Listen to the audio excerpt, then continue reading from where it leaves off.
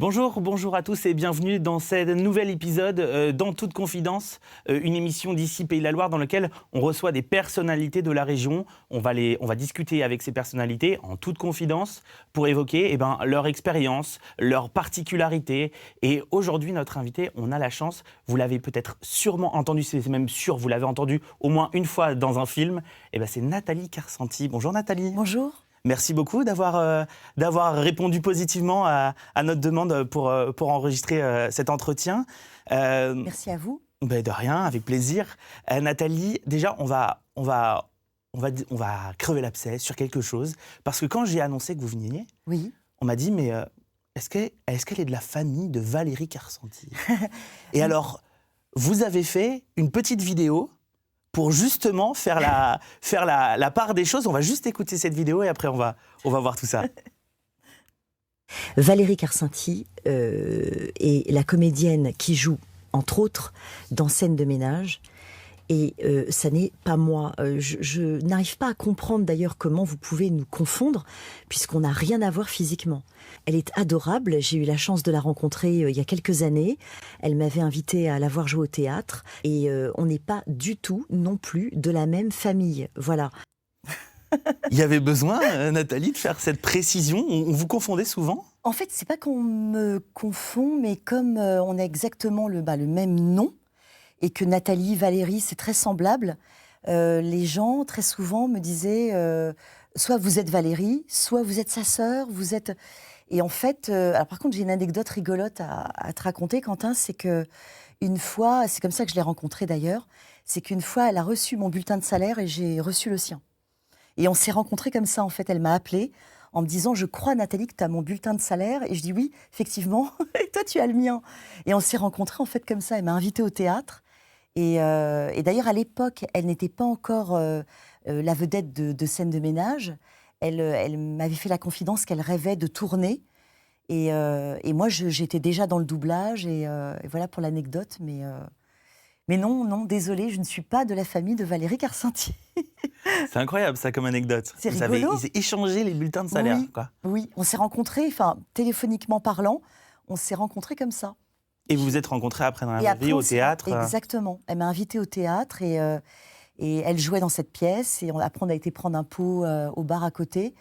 Et voilà, c'est une petite anecdote avec Valérie, que je salue.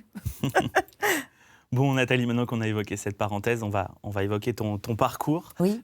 Déjà, ton enfance, t'es née en 1971 Et oui, à Nantes. Je suis très vieille. Je suis une vieille dame. Mais non, ça se voit pas du tout. Ça se voit pas du tout. Est-ce que tu peux me dire comment elle était, Nathalie, petite? Comment t'étais enfant? Alors, enfant, j'étais une petite fille adorée par ses parents. Une petite fille très choyée, vraiment. Avec deux grands frères assez éloignés de moi parce que j'étais vraiment la petite dernière. J'ai un frère aîné qui a 10 ans de plus que moi et un frère cadet qui en a 7 de plus que moi. Donc j'ai été un peu élevée un peu comme une fille unique et très sage, mais très rêveuse. Et j'ai très vite rêvé au fait que je voulais absolument jouer. Alors je ne savais pas exactement avec dans quel aspect, mais je sais que Jean-Paul Belmondo me faisait rêver. J'en parlais à ma mère, je disais « Maman, je vais faire comme Jean-Paul Belmondo ». Dans le regard d'une gosse, bon voilà, c'est comme ça, il me faisait rêver. J'adorais Alain Delon aussi, qui me faisait beaucoup rêver.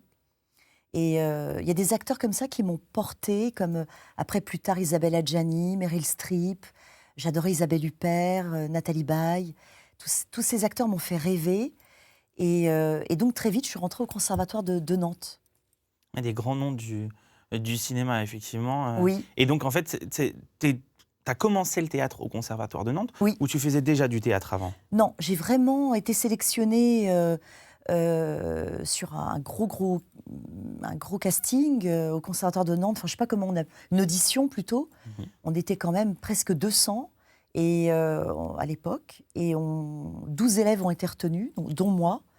Et ce qui est très rigolo, j'ai retrouvé, figure-toi, Quentin, une espèce d'appréciation du Conservatoire de Nantes. Et ils mettent très belle présence scénique, très belle voix. Je me suis dit, c'est marrant parce que déjà à l'époque, on me parlait de ma voix. Je me suis dit, tiens, comme quoi c'était peut-être écrit, quoi, que je devais être dans le milieu de la voix. Oui, mais ça s'entend. Même quand, moi, je me rappelle quand on s'est eu au téléphone pour caler cette émission, je me suis dit, mais la voix, mais incroyable. Tu as une voix vraiment douce, hyper agréable à écouter. Donc, et je voulais savoir, qu'est-ce qui te plaisait dans le théâtre? Parce qu'il y a des gens qui veulent interpréter un rôle, qui font du théâtre aussi pour s'échapper. Qu'est-ce qui te plaisait, toi, dans ça? Ça, c'est une très bonne question. C'est exactement ce qui m'anime aujourd'hui dans les sessions que j'anime sur Nantes, théâtre et doublage, c'est le lâcher-prise. Moi, j'adore dans le théâtre ce côté où on est un peu dans une bulle, on est hors la société, et donc on peut lâcher prise. On peut crier, sauter, on peut jouer des rôles qui sont totalement à l'opposé de ce qu'on est nous dans la vie, tu vois. Donc, moi, c'est ça qui m'intéresse. Et puis de découvrir aussi son potentiel, ses facultés, de se dire, tiens, finalement, je suis capable de jouer ça, je suis capable d'aller là-dedans, dans cette folie. C'est ce que disait Pierre Ninet aussi, que j'aime beaucoup. Il disait que justement, au théâtre, il ne faut pas avoir peur d'être ridicule et de jouer un chien ou d'aboyer ou de miauler. Donc moi, j'ai un jeu qui est très rigolo, un exercice plutôt, qui est très rigolo dans mes sessions. C'est par exemple, chaque individu est un son. Alors ça peut être une note, ça peut être un aboiement, ça peut être un bzzz, enfin ce qu'on veut. Et je prends un acteur qui est le chef d'orchestre de ces notes, et on crée une musique. Et en fait, c'est hyper libérateur, hyper rigolo. Les élèves adorent cet exercice.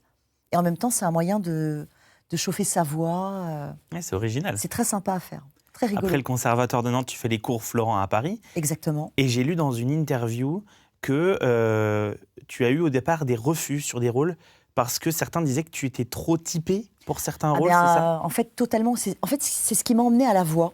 C'est-à-dire que c'est véridique. C'est-à-dire que il n'y a pas de racisme ou quoi que ce soit. Franchement, je ne pense pas.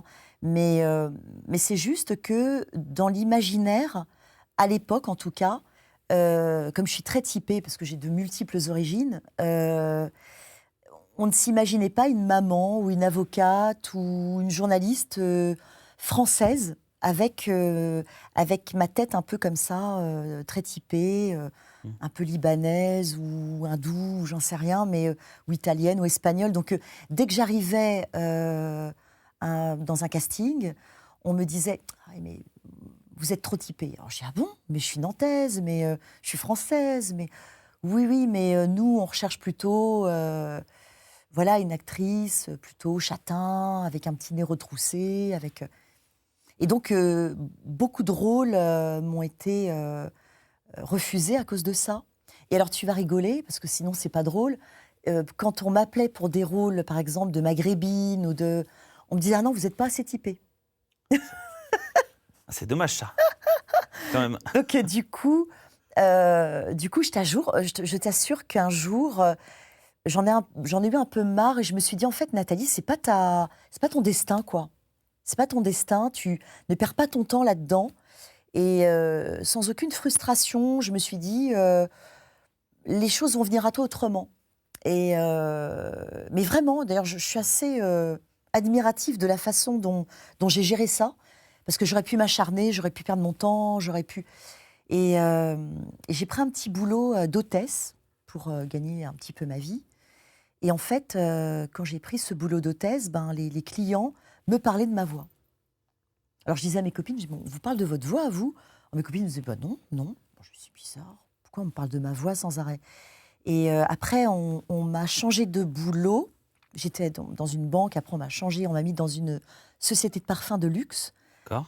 Et là, pareil, on me parle de ma voix. Et au même moment, je vois, je ne sais plus où, un casting pour... ils recherchaient l'habillage antenne de RFO Tempo. Ils recherchaient une voix pour faire cet habillage. Et j'ai envoyé, je me rappelle, une vieille démo que j'avais faite chez moi, mais vraiment le truc rudimentaire. Et j'ai été choisie. Et c'est comme ça que ça a commencé. Et c'est comme ça que ça a commencé. Et tu es toujours resté dans le doublage depuis Ah, mais j'en vis, ça fait mon bonheur absolu parce que j'ai eu la chance, autant le cinéma et théâtre. le théâtre, tout ça. Enfin, le théâtre encore, j'ai pas démarché. Mais à l'époque, je démarchais surtout pour faire des castings de cinéma ou de télé. Ils m'ont dit, bah non, trop typé, pas assez typé. Autant le doublage m'a ouvert ses portes. Et je me suis retrouvée avec des rôles magnifiques, mais alors tout de suite. C'est-à-dire que j'ai même pas galéré ou fait ce qu'on appelle des ambiances ou des petits rôles. J'ai tout de suite eu des rôles majeurs, enfin voilà, tout de suite en fait. Ouais, on va y venir, tu es une des comédiennes de doublage, ce qu'on dit comédienne de doublage, Oui. qui est les plus connues en France. Ouais. Tu as fait des rôles, alors on aurait 3 heures, il faudrait 3 heures pour évoquer tous les rôles qu'a fait Nathalie, mais notamment, j'ai noté, tu es la voix française récurrente d'Eva Mendes, Ouais. la voix aussi de Sean Smith dans les films Saw, Ouais, oui. et alors moi j'adore, Oui, Saw. tu es la voix de Zoé Saldana. Oui. Dans Les Gardiens de la Galaxie. Ah bah oui. Tu doubles Zoé Saldana pour le rôle de Gamora. Oui. Et alors ça, franchement, je pense qu'on a tous entendu, Ouais. en tout cas ceux qui adorent l'univers Marvel, Oui. ça. Je vous propose qu'on écoute un extrait de doublage de Nathalie sur Les Gardiens de la Galaxie. 1 minute. Tu te fiches de moi. Tout ce qu'il veut, c'est récupérer ce blaireau blessé qui est à l'infirmerie. Et toi, tu vas le lui amener directement. Je suis quasi sûre que c'est un piège. Un piège n'est pas un piège si tu sais qu'on essaie de te piéger, c'est juste un face-à-face. Sauf qu'un face-à-face devient un piège si on affronte face-à-face un gars qui est des milliers de fois plus puissant que soi. Ouais. Gamora, Ah, j'adore. c'est ton rôle favori? Ah, c'est mon rôle en tout cas le plus porteur. C'est vraiment celui qui m'a popularisé à fond chez les jeunes, beaucoup chez les jeunes. Sur Instagram, beaucoup de jeunes me suivent avec ce rôle qui est très porteur. Et tu vois, Quentin, en convention, parce que je fais pas mal de conventions pour rencontrer les fans, j'ai des histoires incroyables. Un jour, j'ai une petite fille de 8 ans qui vient et puis qui me dit tu sais, comme toi, j'ai été adoptée. Parce qu'en fait, Gamora est adoptée par Thanos, il tue ses parents, et je trouve ça tellement mignon. Alors le père arrive vers moi en me disant alors par contre, je vous rassure, je suis pas Thanos. Hein. Et j'ai un truc aussi très émouvant, c'est une jeune femme qui arrive en chaise roulante. Elle avait eu un accident de voiture grave qui l'avait mise en chaise. Et elle vient vers moi, puis elle me dit Nathalie, j'ai complètement associé votre voix à Gamora. Et régulièrement, je l'écoutais. Et j'avais à l'hôpital votre poster, le poster de Gamora au-dessus de mon lit. Incroyable. Donc on a plein d'histoires comme ça. J'en ai plein d'autres à vous raconter, mais c'est les deux qui m'ont vraiment marqué. J'ai eu beaucoup de chance de décrocher Gamora parce que normalement, je ne suis pas la voix de Zoé Saldana. C'est Ingrid Donadieu qui double Zoé Saldana. Et en tout cas, pour le moment, peut-être qu'un jour, il y aura un casting où on mettra aussi sur Zoé Saldana. J'en sais rien. Rien n'est bloqué, mais en tout cas, c'est la voix officielle de Zoé Saldana. Mais Marvel m'a choisi pour Gamora. Et alors, comment t'es approché par Marvel quand c'est comme ça? Comment ça se fait? Alors, en fait, c'est un DA qui s'appelle Hervé Bellon, que j'aime beaucoup, un DA, un directeur artistique. Un directeur artistique. Ok. Très grand, quoi. Hein. Il dirige magnifiquement bien. C'est lui qui est la voix de Victor Newman dans Les Feux de l'amour. Oh oui, d'accord, ok. Et il m'appelle un soir et il me dit, écoute Nathalie, il y a une guerrière qui arrive dans une série pour le cinéma. On ne savait pas que ça allait exploser comme ça à l'époque. Et il me dit, je trouve que tu lui irais parfaitement. Alors j'ai dit, ah bon ok. Il me dit, est-ce que tu accepterais de venir passer les essais? Et on était comme ça, peut-être 4-5 comédiennes à passer les essais. Et puis Marvel m'a choisi. Grande chance. À grande chance, incroyable. Ouais. Grande chance. Et alors je vais te dire pour une anecdote, c'est que tu sais, on attend pour passer les essais. On était 4-5 à attendre. Et l'avant-dernière qui passe avant moi, elle sort et elle me dit oh, Nathalie, j'y arrive pas. J'ai pas réussi. Je dis ah bon, mais pourquoi? Elle me dit, je sais pas, j'ai pas réussi à choper le truc, j'ai pas réussi. Et je rentre, et Hervé Bellon me dit, bon, bah, j'espère que tu vas réussir, toi, parce que tes camarades, elles y arrivent pas. Et en fait, c'est vrai que c'est très bizarre, c'est que Gamora, quand on la double, il faut piger à la fois ce côté glam qu'elle a. Elle est très glam, c'est une guerrière glam, tu vois. Et en même temps, elle a beaucoup d'énergie. Il faut la remplir, comme on dit en doublage. Il faut vraiment la remplir. Donc c'est un savant mélange de douceur, de glam et d'énergie. Et en fait, je pense qu'elle était faite pour moi parce que je l'ai faite limite en une seule fois. Et Hervé Bellon m'a dit, bon, on garde la prise, on l'envoie à Marvel. Il y a des comédiens de doublage qui ont bossé pour des gros blockbusters qui disent que c'est des conditions de doublage particulières parce que les images sont soit floutées, soit des images noires. Pour éviter le piratage, justement. C'est pas dur de travailler dans ces conditions quand c'est comme ça ? Alors, écoute, en fait, moi, quand je double Gamora, elle est grise, en fait. Elle est grise. L'image n'est pas finie parce qu'en fait, ils ont très peur du piratage. Les Américains ne veulent surtout pas qu'il y ait une infraction à la confidentialité, tu vois. Et donc, d'où l'importance du DA. Parce que c'est vraiment le DA qui vient et qui va nous diriger, nous chapeauter et nous remettre dans le droit chemin si vraiment on n'est pas assez énergique, ou si on est un peu en dessous. Mais ça se passe très bien parce que nous, on a l'habitude et j'ai quand même son visage, j'ai quand même sa bouche. Mais c'est vrai que parfois on est perturbé parce qu'on a une image qui est brouillée, donc ça peut déstabiliser vraiment. Mais après, on est habitué, parce que j'ai fait aussi les Avengers. Et sur les Avengers Endgame et Infinity War, alors là, je voyais quasiment rien, quoi. On double à l'aveugle un peu, quand c'est comme ça. En fait, c'est pas vraiment à l'aveugle, mais on doit accepter que Marvel ne veuille pas qu'on ait tout. Il faut l'accepter mentalement. Et se dire, je joue le jeu et j'ai ça pour doubler. Je fais confiance aussi au DA. Et franchement, je trouve que les VF sont très réussis sur les Marvel, donc ils savent très bien faire, quoi. Il faut juste faire confiance et se laisser porter par la direction. On va parler du doublage, justement. On disait comédien de doublage, parce que y a aussi un aspect théâtral quand vous doublez qui est hyper impressionnant. On va regarder un extrait de toi en train de doubler l'agent Suzanne Raynor dans la série The Boys. On regarde tout ça. T'arrives pas à lâcher l'affaire. Non, je suis juste un honnête citoyen, mon cœur. Ouais, évidemment. Ok. Tu vas m'apporter une preuve solide. Quelque chose de recevable dont je puisse me servir. Et peut-être que je t'allouerai quelques fonds pour couvrir les frais de ton opération.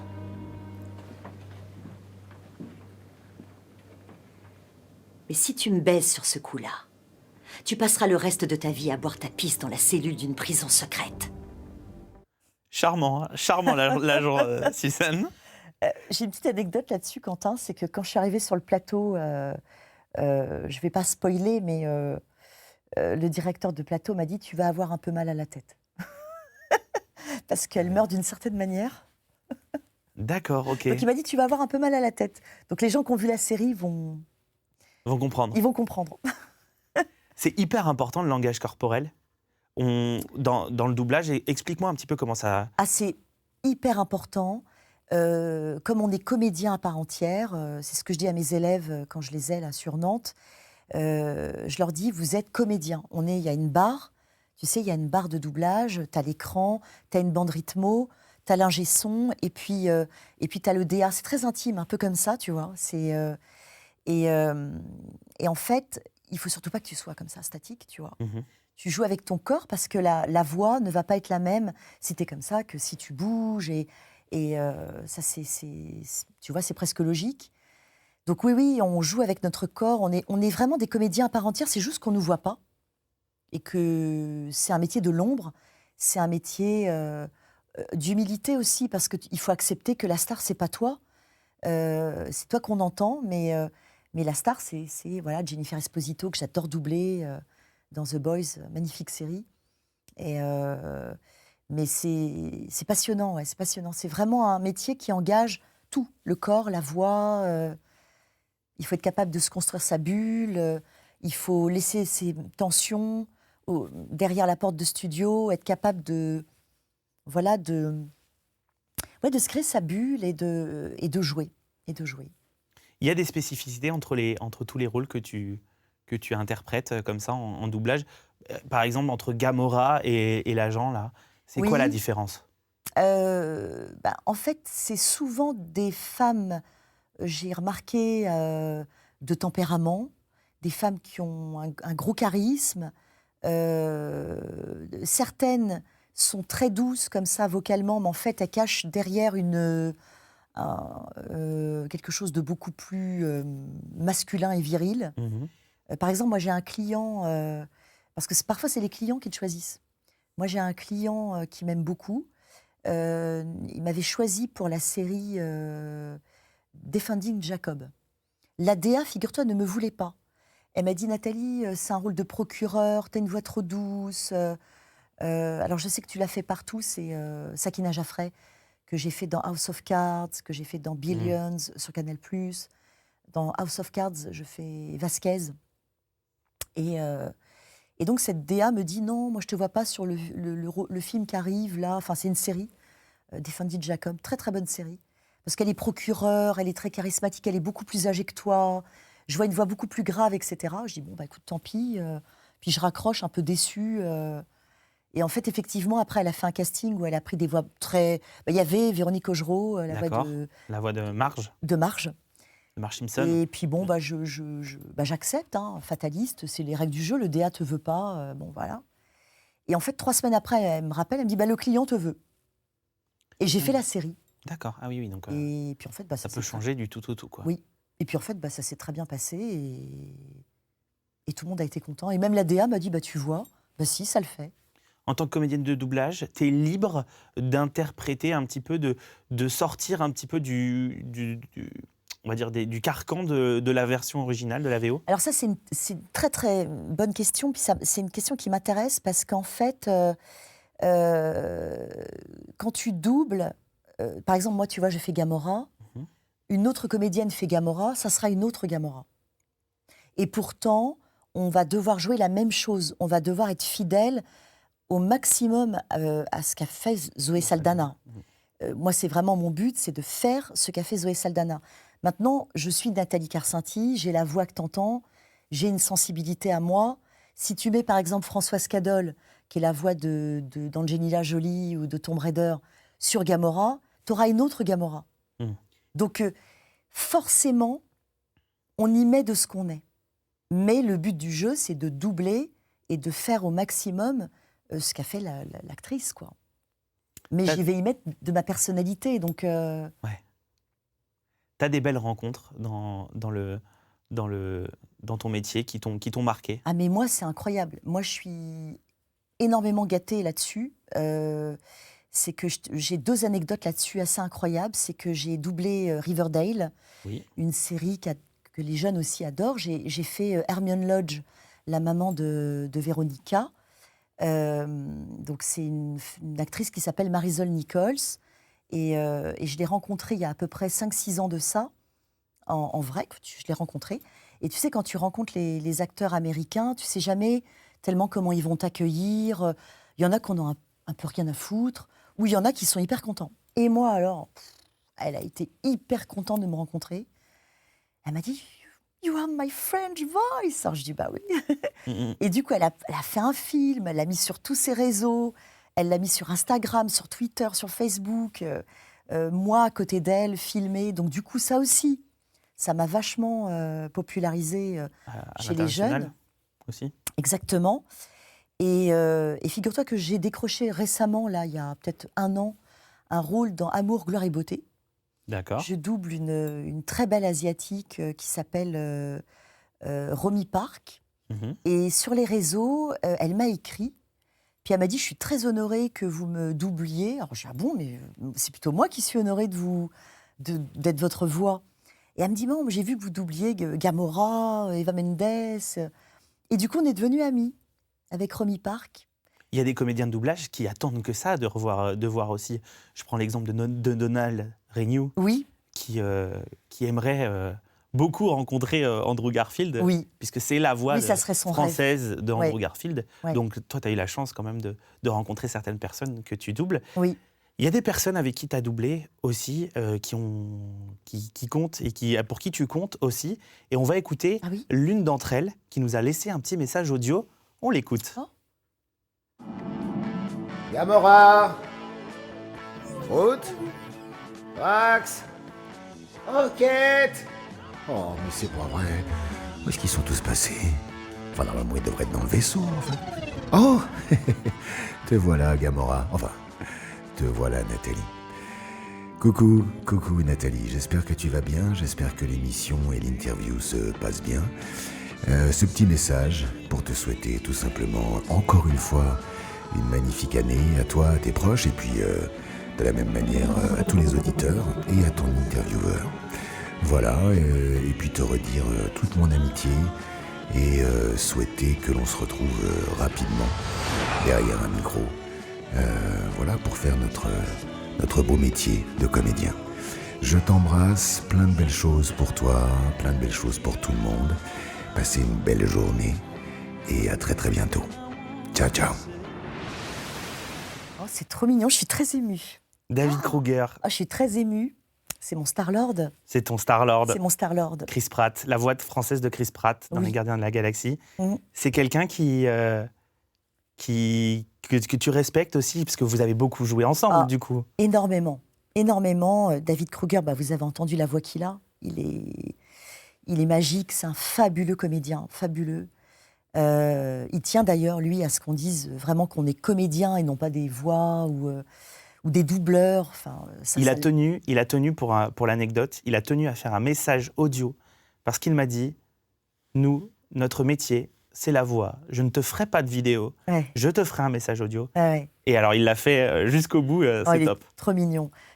Non, mais David, c'est quelqu'un que j'aime beaucoup et on a appris à se connaître ces dernières années.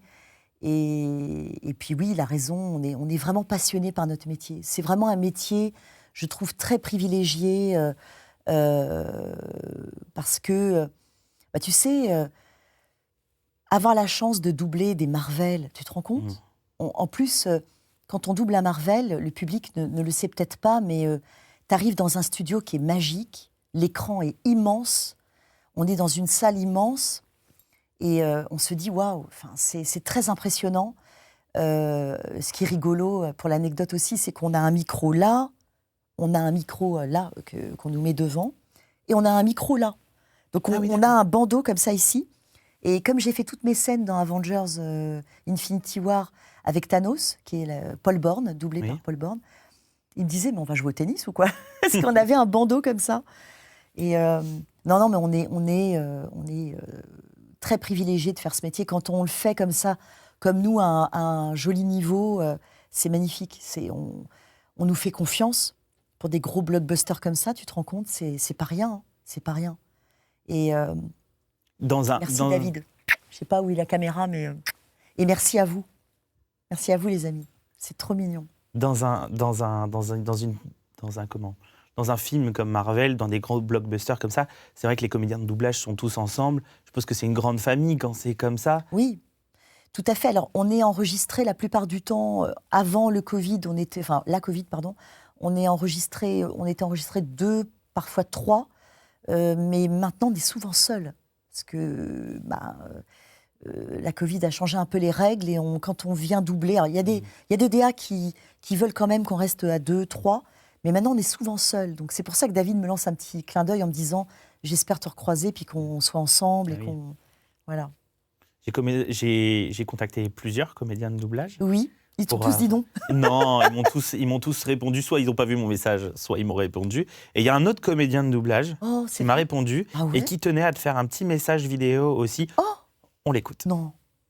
Sur la femme, c'est un amour, elle est adorable avec tout le monde. Quelqu'un de très doux et de vraiment gentille. Et l'actrice, quand on la dirige, c'est de la pâte à modeler. Si la femme est une crème, c'est une pâte à modeler. Il suffit de savoir, mais un petit peu diriger, même moyen, on obtient un truc vachement bien parce que c'est une actrice généreuse et douée, talentueuse. Et quand on est à la barre avec elle, quand on joue avec elle, elle est largement aussi généreuse. C'est-à-dire qu'elle est à l'écoute de l'autre. Donc, ce que je peux dire sur Nathalie Carcinti, c'est... elle est top, hein. Julien Kramer, hein, Oh non, Julien. Aussi, oh, mon Julien. qui double dans Les Gardiens de la Galaxie, qui double Oh. aussi dans Cars, Oui. dans Ratatouille, qui est directeur artistique aussi, Ah, Julien mais Kramer. il est magnifique, Julien Kramer. C'est un grand. C'est un grand du métier. Dans Les Gardiens de la Galaxie, il est magnifique. Enfin, il incarne son personnage d'une manière incroyable. Et puis, moi, c'est vraiment quelqu'un que j'aime beaucoup, beaucoup, beaucoup, Julien Kramer. Beaucoup. J'ai beaucoup de tendresse pour lui. Et je suis très touchée qu'il ait fait ce message et qu'il ait pris le temps et tout. Vraiment, vous me faites des beaux cadeaux. Ah, c'est ça aussi en toute confidence. On fait quelques surprises, on essaye de faire c'est des petits trop cadeaux, mignon. d'avoir un Oh peu là de là. surprise dans cette émission. Oh, vous êtes trop mignon. On voit, Nathalie, on parle du côté famille, on parle du côté lien artistique. Il y a de l'humain dans le métier de comédien de doublage. Oui. Et il y a quelque chose qu'on voit de plus en plus, qui inquiète beaucoup de comédiens de doublage, c'est l'intelligence artificielle. Oui.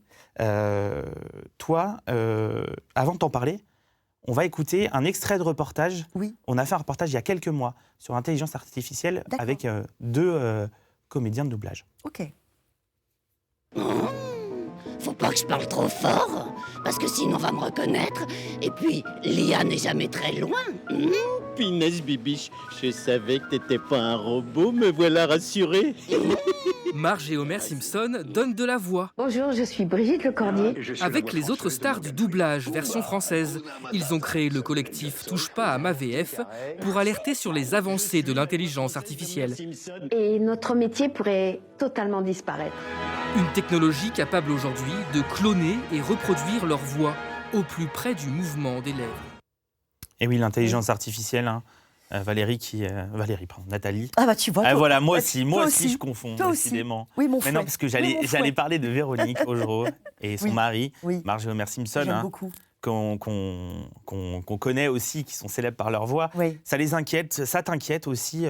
Tu fais partie de ce mouvement Touche pas à ma VF. Ah oui, j'ai même fait la deuxième bande-annonce avec les stars. Je m'en suis occupée avec Louis Lecordier. On a fait ça tous les deux ensemble. Et donc, il y avait Arnaud Ducret, il y avait Franck Dubosc, Sheila, enfin, plein de stars. Ça te fait peur, l'intelligence artificielle? Alors, écoute, moi, je suis d'une nature très optimiste. Bon, ça, c'est ma nature. Je suis comme ça, je ne me referai pas. Moi, je pense que ça va se réguler. Moi, je pense qu'elle fait peur parce que c'est nouveau, ça arrive, et on se dit, oulala, ça va tout remplacer, tout machin, tout truc. Moi, je pense que, effectivement, il y a des choses qui vont disparaître. Je pense que tout ce qui est ambiance, les petits rôles, peut-être les documentaires où il n'y a pas besoin forcément d'un ton particulier, tout ça, ça va être peut-être généré par l'intelligence artificielle. Maintenant, tu sais, Patrick Poivet, qui était la voix de Bruce Willis, que j'aimais beaucoup, qui était le parrain d'Il était une voix, mon émission, me disait, on double les yeux, on double le regard. Pour être vraiment dans un doublage vraiment au cordeau, on double le regard. Je ne sais pas si on peut dire à une IA de doubler un regard. Enfin, Donc, si tu veux nous remplacer sur des petits trucs où il ne faut pas forcément beaucoup d'intention, oui, ça, je pense que ça va complètement disparaître. Tu vois, le livre audio, tu vois, où il s'agit de... Alors, je ne dis pas qu'il ne faut pas d'intention sur le livre audio, attention. Hein. Mais peut-être que c'est plus facile de générer une voix où il n'y a pas forcément besoin d'être raccord avec les lèvres, etc. Va remplacer un De Niro en VF par une intelligence artificielle, une Meryl Streep, même une Gamora, j'ai du mal à le croire. En tout cas, on n'est pas prêt d'y arriver. Enfin, dernièrement, il y a eu une intelligence artificielle sur Stallone.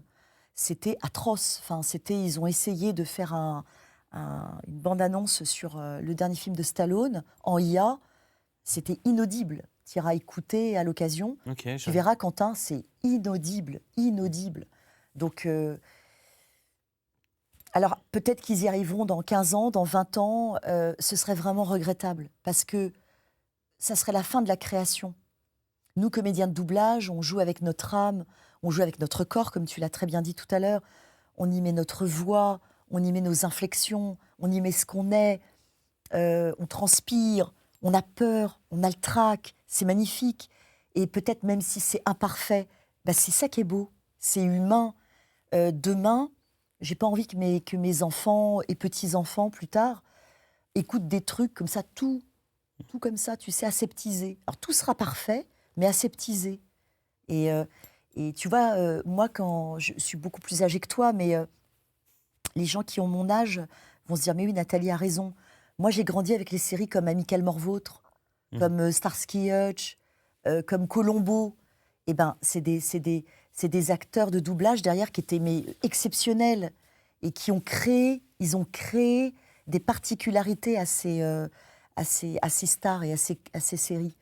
Michel Roux, Roger Carrel, c'est des gens qui improvisaient, qui inventaient, qui créaient, tu vois. Et ça serait la disparition de la création. On aurait des choses comme ça aseptisées. Aseptisées, c'est vraiment le mot. Aseptisées comme ça. Donc ça serait dommage. Ce serait dommage. Non, il faut que ça reste un outil. Il faut que l'IA soit un outil. Ça peut être un formidable outil, l'IA. Moi, je ne crache pas sur l'IA. En médecine, même dans la vie de tous les jours, des fois, on utilise l'IA. Elle nous renseigne, mais par contre, pas pour remplacer la création. Nathalie, tu n'es pas que comédienne de doublage. On peut dire aussi que tu es une consoeur, tu es journaliste, puisque tu as animé l'émission Il était une voix. Oui, j'ai ma carte de presse d'ailleurs. Tu as ta carte de presse d'ailleurs. Oui. Une émission où tu recevais des comédiens, des comédiennes de doublage. Oui. Qu'est-ce qui t'a poussé à créer cette émission ? Alors, je vais te dire tout à fait clairement. J'étais en studio avec, écoute-moi bien, Lucie Dolène, qui était la voix de Blanche-Neige. J'ai eu la chance de travailler avec elle. Et j'étais avec la voix de Maïk Dara, la voix de Whoopi Goldberg, l'une de mes voix préférées. Et j'étais en plateau avec elle. Et Lucie Dolène me dit « on peut manger ensemble, Nathalie, avec Maïk Dara, mangeons toutes les trois ensemble. » Je dis « oui, avec plaisir. » Et je mange avec elle, et j'ai Lucie Dolène qui me raconte qu'elle a rencontré Marilyn Monroe dans un ascenseur grâce à Walt Disney, parce qu'elle avait été conviée lors d'une fête pour le doublage, justement. Et Maïk Dara me dit dans la foulée, moi je viens de rencontrer Whoopi Goldberg. Je me dis, mais c'est un truc de fou.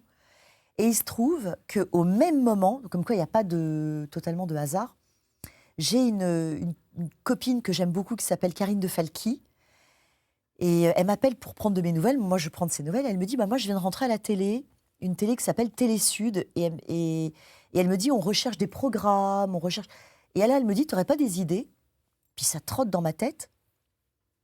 Puis là, je rappelle Karine et je lui dis, mais Karine, pourquoi on ne ferait pas une émission sur mes camarades de doublage ? Et elle me dit, je vais te faire rencontrer le directeur des programmes. Et je l'ai rencontré, Vincent Douine. Et il m'a donné carte blanche. Et il m'a dit, vas-y, fais ton émission. Je te donne 3 caméras, un réalisateur, une salle de montage.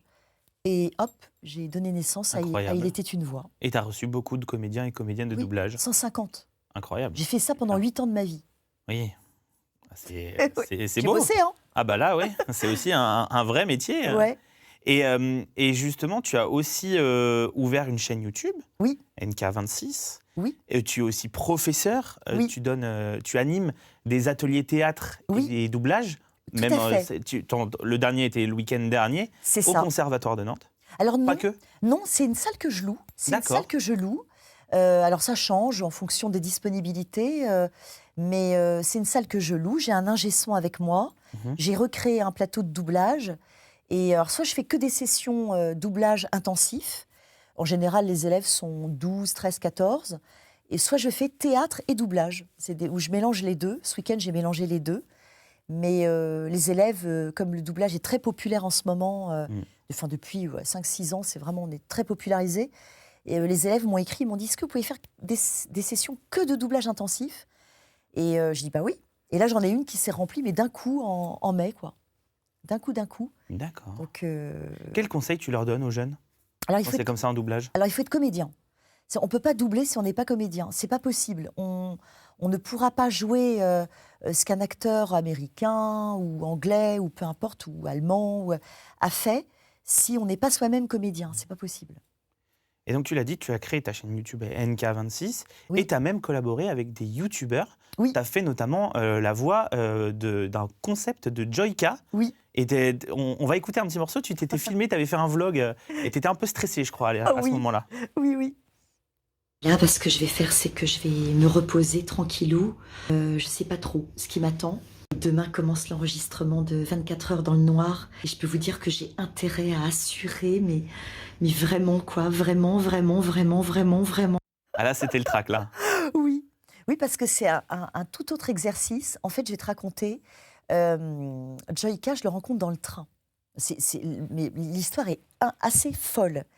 Je le rencontre dans le train et je lui dis vous êtes Joyka? Il me dit oui. Je dis ah là là. Je dis je ne veux pas vous déranger, mais mes enfants vous adorent. Et est-ce que vous accepteriez que je prenne une photo avec vous? Alors, il me dit bien sûr, alors, on prend une photo. Et je l'envoie à mes enfants, Adriel et Ava, je leur envoie. Puis après, moi, je me suis dit, je le dérange pas plus. Je le laisse, en plus, il bossait et tout. Donc, je me tiens à carreau, mes enfants étaient fous de joie.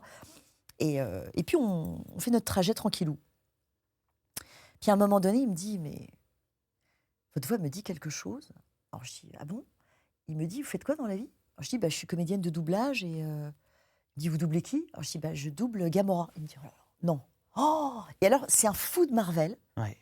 Il est fou lui-même de Gamora et des Gardiens de la Galaxie, de Avengers et du doublage en général. Et on discute, on sympathise, vraiment, on passe un super moment. Et il me dit, Nathalie, je vais prendre votre portable et je vous rappellerai. Je dis, ah bon? Je dis, c'est fou ça. Et je pars. Pendant 1 an, j'ai plus de nouvelles. Je me dis, bon, il a dû oublier, il a dû passer à autre oublier, c'est chose, normal. hein. Je n'en voulais pas du tout, je me dis, c'est entièrement normal. Et puis un jour, je vois un message Instagram, il me dit, Nathalie, mon équipe va te contacter. Je me dis, mais c'est un truc de fou, quoi. 1 an après. 1 an après. Et voilà. Et on en arrive à ce format. Et c'est un exercice difficile parce que t'es dans le noir. Moi aussi, j'étais dans le noir. T'as une petite lampe qui t'éclaire, moi. Mais eux, ils sont vraiment dans le noir. Mais le plus total, ils scotchent tout. Enfin, tout est dans le noir. Le concept, c'était 24 heures dans le noir. Absolument. Et là, si tu veux, il y a beaucoup d'impro. Je dois suivre ce qu'ils font. Alors, la trame est écrite, mais tout est improvisé. Donc, il faut vraiment être dedans. Il faut vraiment savoir être drôle au bon moment. Donc, il faut être à la hauteur. Et moi, j'avais envie d'être à la hauteur de l'exercice. Et ils ont été tellement contents qu'ils m'ont fait revenir dans 48 heures dans le noir après. Super. Ouais. On parle des réseaux sociaux, Nathalie. Ouais. On parle aussi de la popularité du doublage, tu l'évoquais tout à l'heure, auprès des jeunes. Ah oui. Il y a beaucoup de jeunes aujourd'hui qui s'essayent au doublage sur les réseaux. On appelle ça du fandub. Oui. Et j'ai contacté un créateur de contenu passionné par le doublage. Il s'appelle William Estival. On va écouter un petit peu ce qu'il fait en doublage. C'est assez impressionnant. D'accord. J'ai bien peur que les accords commerciaux que vous avez tenté de renégocier en votre faveur avec l'archiduc de Beauvau ne me concernent un peu plus. Je ne sais pas du tout de quoi vous parlez. Bien sûr. J'ai croisé votre émissaire, Inadov, c'est ça, hein? Petit noblier d'elfe arrogant et prétentieux comme vous. C'est fou ce que va vous ressembler. Veuillez tenir votre langue, flocard. Vous oubliez à qui vous vous adressez. Oh, mais je n'oublie jamais rien, mon prince. Qu'est-ce que tu penses, Nathalie, de cette façon aussi de se mettre en avant par ces créateurs de contenu? Ses fans, William, j'ai discuté un petit peu avec lui, il est fan de comédie, il est fan de doublage. Qu'est-ce que tu penses de cette façon de faire aussi? Alors, moi, pour être honnête, c'est un peu... je suis un peu partagée. Je suis un peu partagée parce que je vois beaucoup de choses qui ressemblent un peu à du karaoké. Je vois beaucoup de choses où les gens sont assis. Moi, doubler assis, c'est comme manger sans sel et sans poivre. Je me dis, c'est pas possible. On double debout. Ça fait un petit peu vieille école, mais le doublage on double debout. Parce que justement, on joue avec son corps. Donc déjà, ça, c'est une première chose. Et malheureusement, je vois beaucoup de comédiens qui sont totalement fans et qui doublent assis. Ça, c'est une première chose. La deuxième chose, c'est qu'il y a un côté un peu karaoké qui, pour moi, n'est pas du jeu, mais s'apparente plus un peu à une espèce d'imitation de voix qu'ils aiment et qu'ils ont entendue et qu'ils recréent en fait à leur manière. Après, le côté positif de la chose, c'est qu'ils popularisent à fond ce métier. Mais alors c'est fou, ils le popularisent à fond, parce que souvent c'est des gens qui sont extrêmement suivis, mais... William prenne presque 850 000, ah non, mais c'est je incroyable. crois, abonnés sur TikTok. Ah mais c'est un truc de fou. Donc, c'est un truc de fou. Ils sont très suivis, très populaires, parce que c'est, je te dis, le doublage. En fait, aujourd'hui, on est starifié. Ouais. On est starifié et on nous associe aux personnages qu'on double. Tu vois, alors qu'en réalité, on n'est que la voix. Mais pour les gens qui nous aiment, on n'est pas que la voix. Voilà, on lui a donné corps, on l'a habité. Et c'est ce que je disais à la maquilleuse tout à l'heure, on discutait, et elle me disait, oui, vous êtes identifié en fait, vous êtes totalement identifié au personnage, quoi. Et c'est vraiment ça. Mais le TikTok, c'est un côté très positif. Moi, j'aime beaucoup TikTok, moi aussi, comme une gamine, j'y suis beaucoup. Mais c'est vrai que des fois, j'entends des choses où je me dis, mince, c'est pas totalement du doublage, c'est une espèce de karaoké poussé, mais ça ne montre pas la difficulté réelle de l'exercice, je trouve. Mais ta génération de comédiens de doublage inspire aussi la nouvelle génération. Oui. William, justement, nous a mis un petit message pour nous expliquer comment toi, tu l'as inspiré, comment ta génération l'a inspiré en comédien de doublage. On l'écoute. Bonjour, moi c'est William. Du coup, moi c'est grâce au travail de Nathalie. Pardon pour cette familiarité, Nathalie, c'est juste que j'aimerais éviter de dire une bêtise en prononçant votre nom de famille, donc désolé.